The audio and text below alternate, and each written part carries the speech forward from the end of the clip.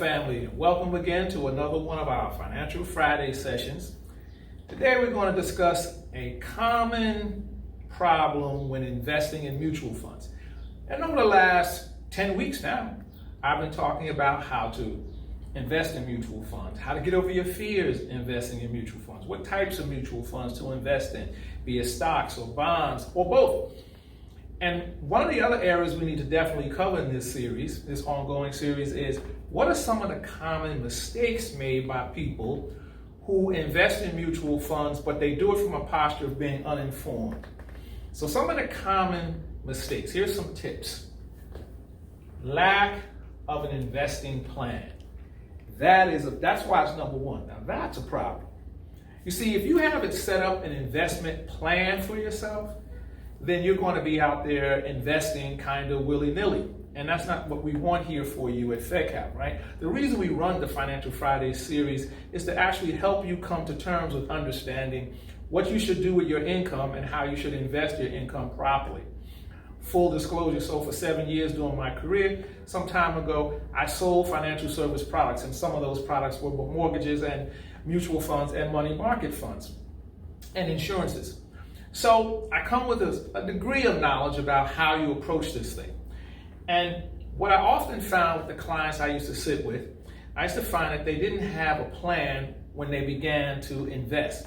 They heard it on the news, or their friend told them, or a coworker told them, or someone at church told them. And they ran out and they put a little bit of money that they had saved away in different types of investments. But one of the things I used to notice is that sometimes it was just a patchwork of all kinds of investments, and some were doing okay, but honestly, most weren't, or they were doing just average.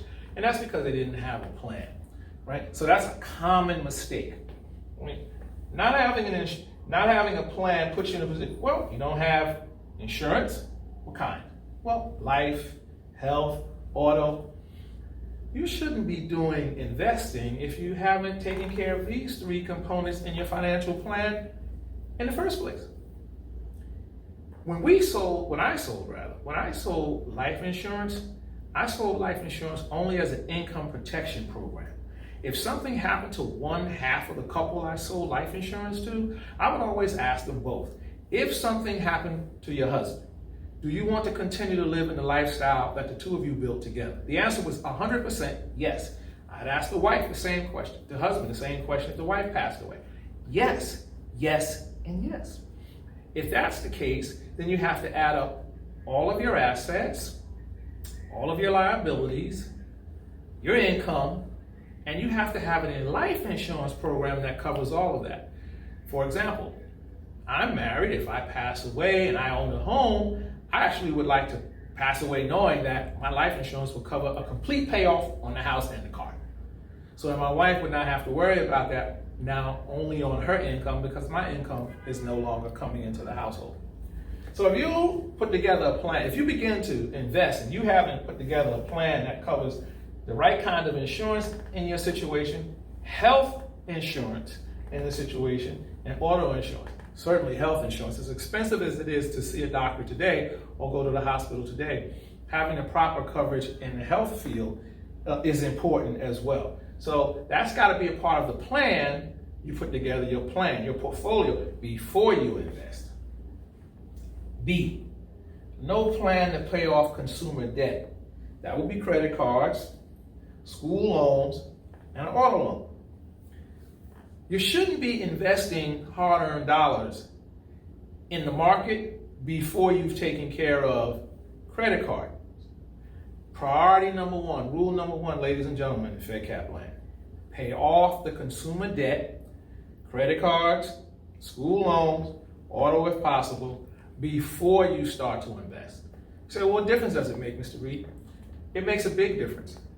If you're investing your money and you're getting 8, 9, 10% rate of return, but everything that you're paying in the consumer debt area is 15 to 25%, you're behind. You're not, it might feel good that you're investing, but you're not winning, you're losing. That's important. Pay off your consumer debt, which would be credit cards, auto, and school loans, then start to invest, right? C, Lack of retirement savings. We've gone over the importance of saving for retirement. There are just too many nice things inside the retirement law, federal law anyway, that protects you or helps your money grow faster, right?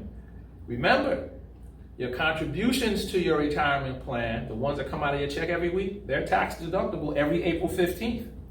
Right? Plus, the assets in the fund, they grow tax deferred until the day you retire. And when you do retire, you step out of a person's tax bracket who was working into a tax bracket of a person who's now retired. The retired tax bracket is way much lower than the active working person's tax bracket. You need to know these small little, that's subtle, but that's big. If you're working, you're in a higher tax bracket, but if you retire, you go into a lower tax bracket. Then all that money you save for 25, 30, maybe 35 years on a job, you get to draw that down as income as a retired person in a lower tax bracket. That's a win-win situation for you. Okay? That's why it's important to have a plan before you start investing. D, poor asset allocation. Now, what does that mean? That sounds kind of in the weeds, Mr. Reed. Poor asset allocation is really having all your assets like in one basket. That's not a good thing. Because the funny thing about the market is, if you take portions of your investment and place them in investments that are in different sectors within the market, sometimes one sector in the market is doing extremely well while another sector is not, and that part may not be doing well and may not be growing as fast as the other part, but at least you have some of your assets allocated into the part of the market where it's doing well. And they kind of, in that sense, they balance each other out and you don't lose your shirt. It's a very important thing. Proper asset allocation is very, very important. I do want to do a recap.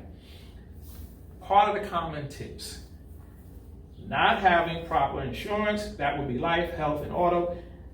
No plan to pay off your consumer debt, that would be credit cards, auto, and school loans. Lack of retirement assets, savings, I should say, that's bad as well. And poor asset allocation. C again, the lack of retirement savings. I talked about the tax benefit, but don't forget, if you work for a company, let's go back to C for a second. If you work for a company that will match what you put in, if you put in 5% a year of your savings into a retirement program at your place of employment, oftentimes there are companies out there that will match that with either 3 to 5% as well. That's free money.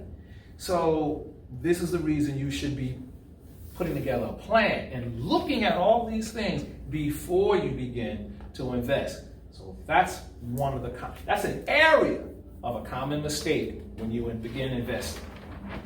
Let's go to the next one. Failing to properly examine mutual fund sales charges and fees. Ladies and gentlemen, some funds are expensive. Their management fees are expensive. Not that the fund is performing like it's on steroids. It's just the nature of the fund and the way the managers and the founders of the fund structured everything. They just happen to decide they want high fees for their work to manage the fund on your behalf. And when they take all of that money off the top to manage the fund, that's less money in the fund to be invested in the market to get a proper, I don't want to say proper, but a good rate of return for the investors in the fund, because it's you folks that own the fund. In a mutual fund situation, the shareholders own the fund, right? So you don't want all of the money that's in the fund, you don't want a significant piece of that money sitting in the fund going to managers. They have to earn a living too, we understand. But you don't want all that going to them. You want most of the money to be in the fund, to be invested in the market, so that you can get a proper rate of return on your investment. Examine all fees and sales charges before you give a mutual fund your money. Make sure it's reasonable. That's the word, reasonable, because they have to earn a living for managing the fund on your behalf as well. So that's the why of it, right? Mutual fund fees over the long term is an important predictor of the fund's returns in the future. It's a very important predictor, mutual fund fees and management fees.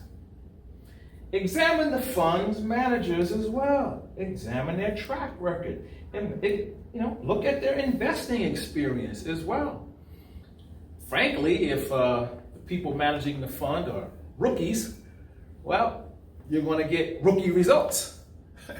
And you might not like that because we all know, all of us, we all know, it's hard earned our money.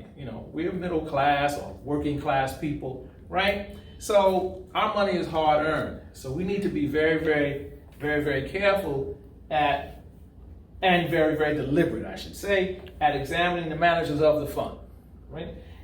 Their track record is important, and investing experience is important as well. You may say, though, Mr. Reed, what if they have a great track record of investing, therefore I should invest in the fund? Not necessarily. They may have just been investing in the fund at the time the market was on an upswing and you benefited from that. Not because they're good managers. They're just riding a wave that everybody's riding. The question is, how good are they? How thorough are they when the market flatlines or when the market begins to take a dip? What do they do with all those assets sitting inside that mutual fund? Where do they move it to? That's the key. Are they shrewd enough? Are they smart enough and experienced enough to move the money around, to move the assets in the fund around into places that will get a great rate of return for the fund and thereby for you? That's what you're paying for when you hire a fund manager. Let's look at some more tips. Here's a big one, ladies and gentlemen. Ignoring the tax issues. For example, how many of you know your state and federal tax bracket? That's a question when you see the video, right? Ask yourself, do I know my tax bracket, my state and federal tax bracket? Am I 19%, 22%, 30%, 28%? I don't know. It's important to know before you begin to invest. Because guess what? If it's not a retirement savings program that has some benefits given to it by the IRS tax code, then you will be investing invariably in a fund where you will have to pay taxes on it every April 15th. What if you have to pay a lot, but you're not perhaps maybe making that much money? That's not a good match. So it's important to know what tax bracket you're in. Because if you do make a lot of money and you're in a 28% tax bracket, well, if you made $100,000 on an investment, you got to give Uncle Sam $28,000, plus you got to give the state of New York maybe another 4 or 5. Well, now you're up around 33%. So Albany gets and the federal government combined, they get 1/3 of your $100,000 that you just made off your investment last year. Important to know what tax bracket you're in, right? You need to know which fund is the best fit for your tax bracket. That's important too. Which fund am I going to invest in that best fits my tax bracket? If I'm in a high tax bracket, I need to look at a fund that best suits me. If I'm in a lower tax bracket, still, I need to look at a tax bracket that best suits me. That's important too. Number 3, don't fall for the victim or become the victim of buy. That's not good either. Oh, I heard from a friend, so I bought some shares in a mutual fund. Oh, I heard from a coworker, so I bought some shares. Because you have the money, I bought some shares in a mutual fund. Oh, I heard from my dentist that I should buy some shares in this mutual fund. So now you have this hodgepodge quilt-like thing of an investment, and they could be competing against each other's interests as far as an investment goes for you. Don't fall victim to becoming, I'll buy, all the time buying mutual funds, thinking that simply because you're making purchases, you're moving ahead as an investor, when in fact, you could be just coming out flat even, just flat, not doing well, right, at all. So So don't do that, because it could end up, here's the word. The word is portfolio. You may end up having a portfolio with a poor mix. There is a such thing as that. A portfolio with a poor mix. High taxes, bond funds, mutual funds, all going in different crisscross directions. There's nothing coherent, there's nothing orderly, and nothing planned out about your investing. Hence, you have the wherewithal financially to buy funds, to buy into mutual funds. But because you're buying, and you're not looking at each individual fund you're investing in, again, it could be counterproductive is the word, right? And we want to avoid that. That's another tip. All right.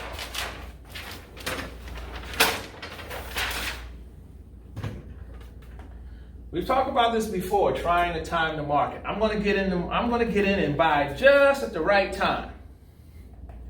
Fund values go up and down, ladies and gentlemen, and trying to time the market is an absolute and complete waste of time. Absolute waste of time. You can't do it. The best guessers at this thing called investing make big mistakes. And for those of us who are kind of rookie-ish about this whole thing, we certainly would make a whole lot of mistakes, right? I suggest you do your research in all the investing you want to do. That's the smart money move. But trying to time the market, like I think it's going to just break upwards next week, and that's when I'll do it. No. One thing about mutual fund investing is, I've said this on previous sessions, right? It's a long-term investment prospect. It's designed, mutual fund investing is designed for the person who's willing to stay the long term.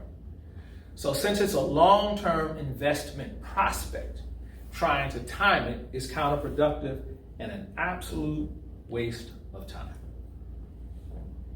Following the experts on TV, newspapers, and online, you can lose your shirt that way. I guarantee you, listening to this one and that one and this one and that one. They have them on the radio at night. They have them on the radio at 2 o'clock in the morning. They have them on the radio on Saturdays. They have them on the radio on Sundays. They have them online, and they have them in the newspapers. All telling people who are willing to listen to their advice, invest over here, invest over there, and they'll never say the word guarantee. That's illegal, right? They won't say I guarantee, but what they will say is pretty much, if you follow my advice, you'll stand to gain a lot.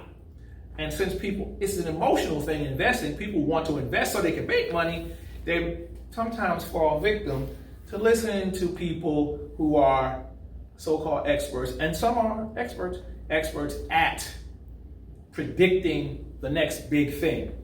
And you really can't predict the next big thing. You can do a lot of in-depth research. You can do that. And what the research will expose to you is, as you do the research, where's the trending going? Where's the market going? Right? For people who were smart enough to invest in Apple in the late 70s, early 80s, or even Microsoft, those people believed, like the founders of those two companies, that desktop computers were going to be the wave of the future. They believed that, and they studied and they did their research, and they began to realize that, yes, mainframe computers, the big ones you see that can fit in a room this size, that's one type of computer. But there were people who did diligent research and said, I think desktop computers are a wave of the future. And they invested significantly in Microsoft and Apple, and guess what? They were right. But they did a lot of research. They asked a lot of questions. They asked soccer moms, if you could be able to keep the soccer schedule on a computer at home on your desktop, would you buy it? And the soccer mom said yes. That's when they began to realize this thing really has a future. How did Apple know that an iPhone that could bring you audio, music, movies, telephony, all these abilities, and a camera, all these abilities in one device. One device. They invested in the research and they asked questions. If you could have a camera, telephony, apps, all in one device, your music, own personal music library, all in one device, would you buy it? And they said yes. And they designed it and built it and began to sell it, and they've never looked back. That comes from a lot of research. Even the big boys do a lot of research. And so when you invest in companies like that, do a lot of research. And make sure that the consumers out there actually want the product from the company you're looking to invest in. And then you probably stand to really do well. But you got a lot of homework to do. So ladies and gentlemen, I just wanted to cover a few points today, right, on this Financial Friday. I just wanted to cover a few points that deal with mistakes with people who begin to want to invest or are going to invest. Those points I went over are the points that you should avoid. Some you should not avoid, but in the main, you should avoid not doing some of these things. And some of the things you should do, but some of these things you should definitely not do, right? I say here, do your research. Definitely do that, right? But following the experts on TV and the newspapers and online, don't do that, right? So many of my points are do's and don'ts. Those are the tips today for making mistakes. Those are the tips that people tend to do. Those are the mistakes people tend to do when they begin to invest, and they invest in without really having an understanding of what they're doing. All right. So I'm Keith Reed, the supervisor for instruction here at our Bronx WeCare office on Grand Concourse. And we look forward to seeing you soon back in the classroom where we can engage with you one-on-one, person to person. We miss you all here at the Grand Concourse office at FedCap. And as I said, Keith Reed, you can email me for any questions you want to ask me about today's presentation for this Financial Friday presentation at kreed, that's K-Reed, R-E-I-D, at fedcap.org. And I'll be happy to answer any questions that you may have. So look forward to seeing you back at the office one day soon. I want you all to stay safe and be prosperous. Thank you so much.